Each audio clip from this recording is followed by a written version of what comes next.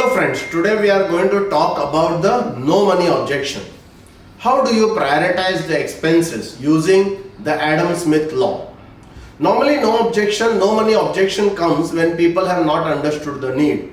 So generally as a precautionary measure, instead of handling the no money objection, you should always try to handle the no need objection. Because the no need objection is the core or the foundation from which the no money objection comes.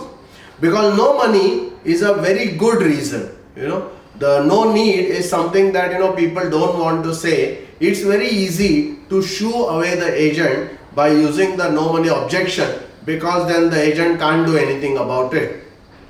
Today I'm going to use something called a third party reference. So therefore Adam Smith, who was one of the classical economists who had written the book Wealth of Nations, and a lot of people use his name in very wrong connotations, but actually as a economics classical economist, he was the person who really created the whole economic theory. And in his book Wealth of Nations, he talks about the psychology towards money. And I think this is a very, very important thing which we need to know, that some truths are there which are unknown to people, and therefore they are called as psychology. When you use this powerful third party reference to prospects, they can understand their psychology towards money. So no money objection, we have to handle the psychology behind the money. Now what did Adam Smith say, and why do we use third party reference? Because if I am trying to convince the customer with something that I am saying, it may not really make sense, because I require the policy. So therefore, since I require the policy, it becomes very obvious that I will talk something which is interesting to me. But when I use a third party reference, it becomes an objective opinion. So what I generally tell people is that Adam Smith, in his theory of economics, he had talked about matching unlimited needs with limited resources. Unlimited needs with limited resources. So therefore, the whole game of economics is how to match the unlimited wants and needs with limited resources. And therefore, that is where, as a family, so when we are talking to families, it is basically the basic unit of economics. So the micro unit is the family, the macro unit is the country and the world. And therefore, when we talk about the country, so economics is all about the country and like the world economics.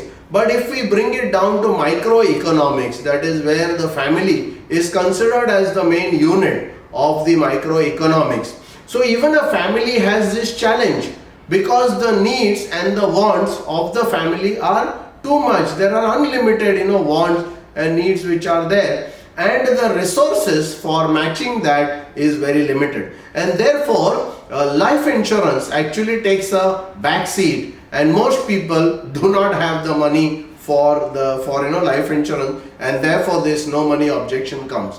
But I ask a question to a customer, and I ask him, sir, that always, but the first I tell him that there is something called need and wants. Okay, so there are wants which are there, which are basically luxuries, and there are needs which are there, which is basically take care of the standard of living.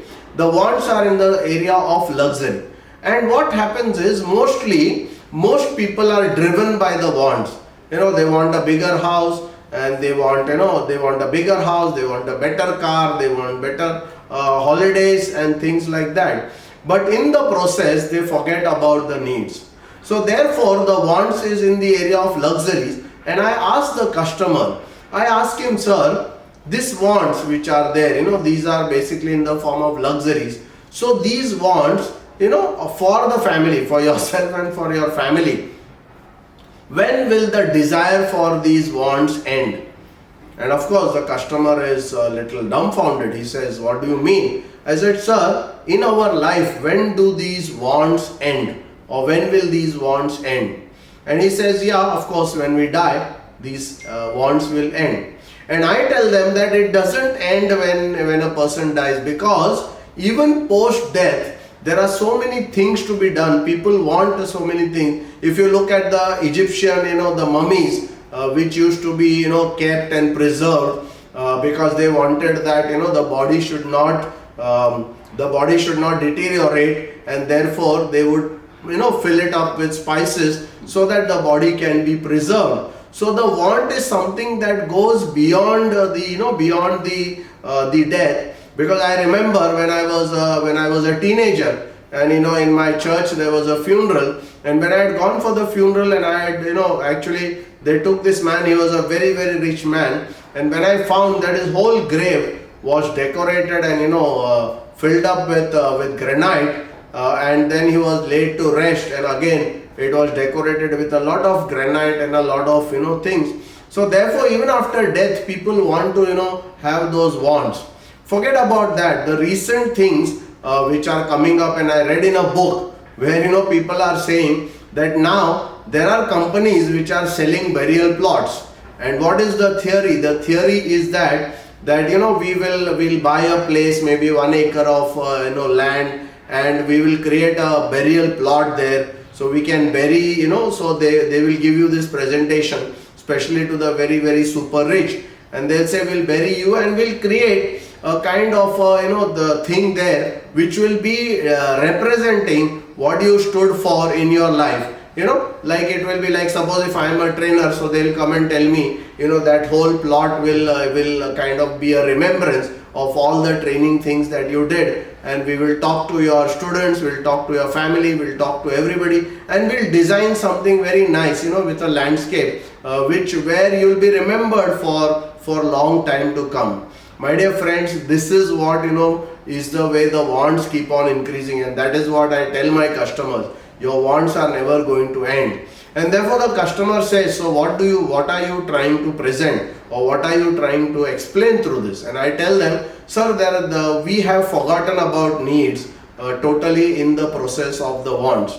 So what are the needs? Needs are basically the basic necessities of life. Needs are the things where you have to see that the standard of living of your family is maintained, where you have to see that the continuation of income happens. Without the creation of income, the income is not created, and how will the continuation of income happen? So basically we need to see what are the various challenges that could occur for helping you maintain, or for challenges which could occur which could disturb your standard of living.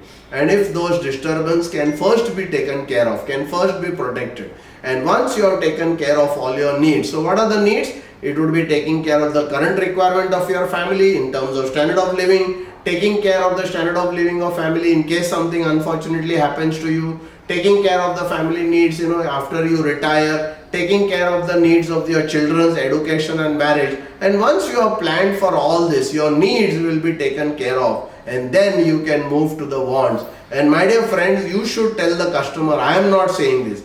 This is told by Adam Smith, who was a classical economist, and he said it is very, very interesting because economics is about matching unlimited wants with limited resources. So my dear friends, if we are able to explain to the customer in this particular format, and then tell them, give the proposal form and tell them, sir, I am talking to you about a need, and I am talking to you about closing one need which is so very important. By this signature, by signing this, you can reach closer to taking care of your wants, and therefore help him to take that decision.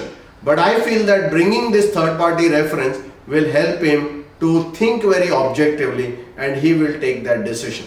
Thank you very much.